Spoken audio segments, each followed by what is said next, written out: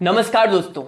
आज जिस आईएएस अधिकारी लड़की की वीडियो हम आपको दिखाने जा रहे हैं उसको देखने और सुनने के बाद आप भावुक हो सकते हैं। यूं कहें आपकी जिंदगी के लॉकडाउन आज ही खुल सकते हैं। लेकिन उससे पहले कुछ लाइनें आपके लिए पेश करता हूं। कितनों की तकदीर बदलनी है तुम्हें, कितनों की तकदीर बदलनी है तुम्हें, कितनों को रास्ते पे लाना है तुम्हें। अपने हाथ की लकीरों को मत देखो, इन लकीरों से आगे जाना है तुम्हें। जी हां, ये कहानी है बुंदेलखंड के झांसी की प्रतिज्ञा नाम की लड़की की। शाम के 4 बज चुके थे और प्रतिज्ञा दरवाजे पर टकटकी लगाए खड़ी थी, क्योंकि उसके भैया जो दिल्ली में एक प्राइवेट कंपनी में वर्किंग थे वो घर आने वाले थे। भैया के आते ही प्रतिज्ञा बहुत खुश हुई और उनसे ढेर सारी बातें की। प्रतिज्ञा ने अभी अभी बीए में दाखिला लिया था। तभी प्रतीक, जो कि प्रतिज्ञा का भाई था, पूछता है कि प्रतिज्ञा आगे का क्या प्लान है। तू तो बचपन में बोलती थी कि मैं आईएएस बनूंगी, तू तैयारी क्यों नहीं शुरू करती? एक काम कर, तू मेरे साथ दिल्ली चल और वहीं रहकर यूपीएससी की तैयारी कर। और फिर प्रतीक उसे आईएएस के रुतबे के बारे में बताता है। और अब प्रतिज्ञा सपने देखने लगती है, आईएएस बनने के सपने देखने लगती है और भाई के साथ दिल्ली आ जाती है। दिल्ली पहुंचकर सोचती है कि आईएएस बनकर ये करूंगी, वो करूंगी, ऐसा करूंगी, वैसा करूंगी। लेकिन वह पढ़ाई में ज्यादा ध्यान नहीं देती जितना कि एक रियल यूपीएससी एस्पिरेंट को देना चाहिए। यह सब देख प्रतीक समझाता है कि बेटा, सपने देखना अच्छी बात है, लेकिन बंद आंखों से नहीं बल्कि खुली आंखों से देख, क्योंकि खुली आंखों से देखे गए सपने सच होते हैं जो इंसान को सोने नहीं देते हैं। वह प्रतिज्ञा के लिए एक स्ट्रेटजी बनाता है और प्रतिज्ञा उसे फॉलो करना शुरू कर देती है। लेकिन एक दिन अचानक ऑफिस से प्रतीक फोन कर प्रतिज्ञा को बताता है कि मेरा ट्रांसफर बैंगलोर हो गया है और अब उसे दिल्ली से बैंगलोर जाना पड़ेगा। प्रतीक बैंगलोर चला जाता है और अब प्रतिज्ञा दिल्ली में अकेली हो जाती है। चूंकि प्रतिज्ञा के दिल्ली में कोई दोस्त भी नहीं थे तो वह रोज भाई से बात करती रहती और प्रतीक उसके हौसले को बढ़ाता। ऐसे में 3 साल बीत गए और प्रतिज्ञा का ग्रेजुएशन कंप्लीट हो गया और अब यूपीएससी परीक्षा के लिए प्रतिज्ञा एलिजिबल हो चुकी थी। जी हां, अब यूपीएससी परीक्षा के लिए यूपीएससी परीक्षा में बैठने के लिए प्रतिज्ञा योग्य हो चुकी थी। बबीता, जो कि प्रतीक की पत्नी थी, उसे पसंद नहीं था कि प्रतीक बहन की पढ़ाई का खर्चा उठाए। अब प्रतिज्ञा के सामने आर्थिक तंगी एक चुनौती बनकर उभर कर सामने आई। उसके पापा ने अपना सारा पैसा बेटे की पढ़ाई में यानी कि प्रतीक की पढ़ाई में लगा दिया था और अब प्रतिज्ञा का खर्चा उठाने में वो असमर्थ थे। प्रतिज्ञा की जीएस की तैयारी तो हो चुकी थी, लेकिन पैसों की कमी के चलते वह ऑप्शनल की कोचिंग नहीं कर पाई थी। जी हां, वह वैकल्पिक विषय की कोचिंग नहीं कर पाई थी। वह परेशान थी कि ऑप्शनल सब्जेक्ट की तैयारी के बिना मैं मुख्य परीक्षा कैसे पास करूंगी और अपनी मां को फोन कर रोने लगती है। उसकी मम्मी कहती हैं, हम घर बेच देंगे लेकिन बेटी के सपने को चकनाचूर नहीं होने देंगे। अब प्रतिज्ञा अपनी पढ़ाई में जोरों से लग जाती है और ऑप्शनल की कोचिंग शुरू करती है। जी हां, वो अपने वैकल्पिक विषय की कोचिंग शुरू कर देती है, लेकिन सही गाइडेंस ना मिलने के कारण वह मुख्य परीक्षा पास नहीं कर पाती और टूट जाती है। उसके जहन में घर वाली बात बार बार आती है, क्योंकि घर बेच माँ बाप ने अपनी जिंदगी दांव पर लगा दी थी। जब यह बात उसके मामा को पता चलती है कि वह मुख्य परीक्षा में फेल हो गई है तो उसे खूब ताने सुनाते हैं। ऐसी भी कौन सी पढ़ाई जो माँ बाप को बेघर कर दे। वह जोर जोर से रोने लगती है। तभी उसकी माँ उसका हौसला बढ़ाते हुए जवाब देती है कि छोटे से घर के बदले हमारी बेटी हमें बंगला देगी। जी हां, जिला अधिकारी का बंगला। प्रतिज्ञा यह शब्द सुनकर भावुक हो जाती है और उसी वक्त प्रतिज्ञा यह प्रतिज्ञा करती है कि यूपीएससी परीक्षा पास करके वह मां की बातों को सच साबित करेगी।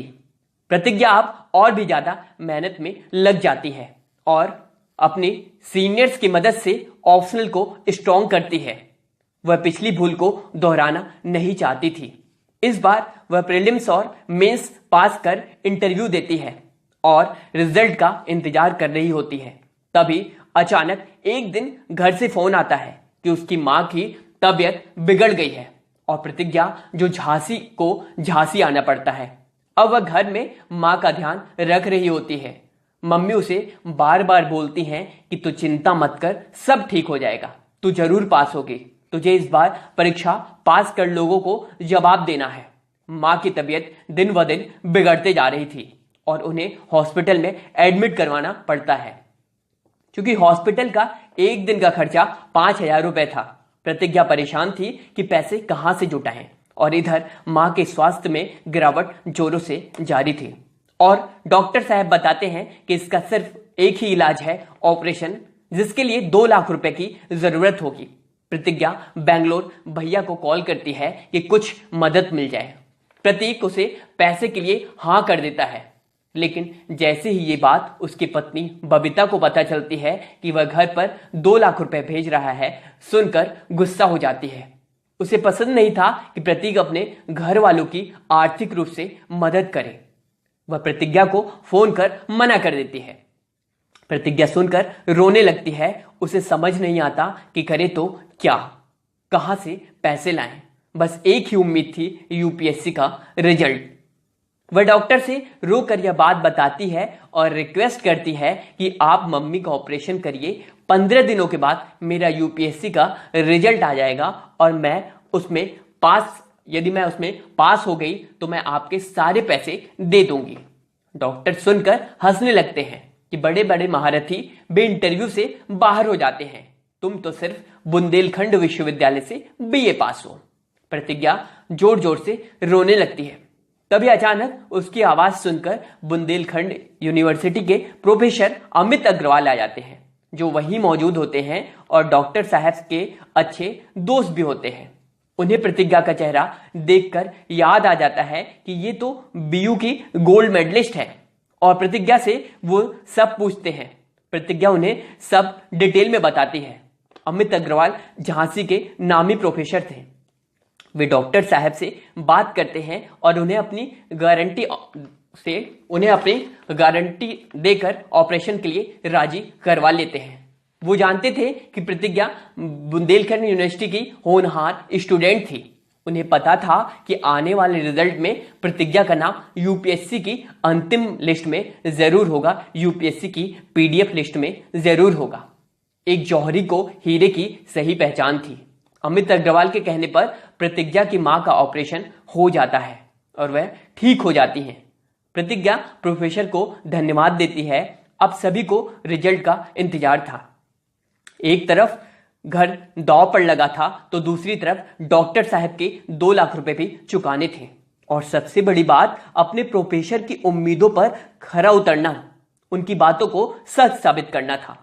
आखिरकार वो दिन आ गया और प्रतिज्ञा का फोन बजता है और अमित अग्रवाल बोलते हैं, प्रतिज्ञा तुमने यूपीएससी की परीक्षा में टॉप किया है। जी हाँ, प्रतिज्ञा ने यूपीएससी की परीक्षा में टॉप किया था। झांसी के साथ वे कहते हैं, झांसी के साथ साथ तुमने बुंदेलखंड विश्वविद्यालय का नाम पूरे देश में रोशन किया है। प्रतिज्ञा खुशी से झूम जाती है। मम्मी पापा सब बहुत खुश होते हैं। प्रतीक भी प्रतिज्ञा से माफी मांगता है और कहता है कि तूने बचपन के सपनों को सच कर दिखाया। इधर यूपी गवर्नमेंट यानी कि उत्तर प्रदेश सरकार प्रतिज्ञा को 5 लाख रुपए पुरस्कार के तौर पर कैश देती है। प्रतिज्ञा तुरंत प्रोफेसर अमित के साथ हॉस्पिटल जाकर डॉक्टर के 2 लाख रुपए चुकाती है और धन्यवाद बोलती है। प्रतिज्ञा अब आईएएस बन चुकी है और मम्मी के बंगले वाली बात को सच कर दिखाया है। दोस्तों, प्रतिज्ञा की जिंदगी से यदि आपको, उसकी स्ट्रगल से यदि आपको कुछ भी सीखने को मिला और यदि आप हमें अभी तक सुन रहे हैं तो प्लीज इस वीडियो को अधिक से अधिक शेयर करें, अधिक से अधिक लोगों में इस वीडियो को शेयर करें। आज इतना शेयर करें कि ये वीडियो हर एक बंदे के मोबाइल पर पहुंचनी चाहिए, हर एक अगली प्रतिज्ञा के मोबाइल पर पहुंचनी चाहिए, ताकि उसे इस वीडियो से कुछ सीखने को मिले। दोस्तों, यदि आप हमें अभी तक सुन रहे हैं तो प्लीज आपसे ये रिक्वेस्ट है कि इस वीडियो को अधिक से अधिक शेयर करें। यदि आप हमें अभी फेसबुक से सुन रहे हैं तो इसे फेसबुक से डिफरेंट प्लेटफॉर्म पे शेयर करें, और यदि आप हमें अभी यूट्यूब पे सुन रहे हैं तो यूट्यूब से भी डिफरेंट प्लेटफॉर्म पे शेयर करें। आशा करता हूं आप इस वीडियो को अधिक से अधिक शेयर करेंगे और देश के हर मोबाइल तक आज ये वीडियो पहुंचनी चाहिए। चलिए, तब तक के लिए धन्यवाद। नमस्कार।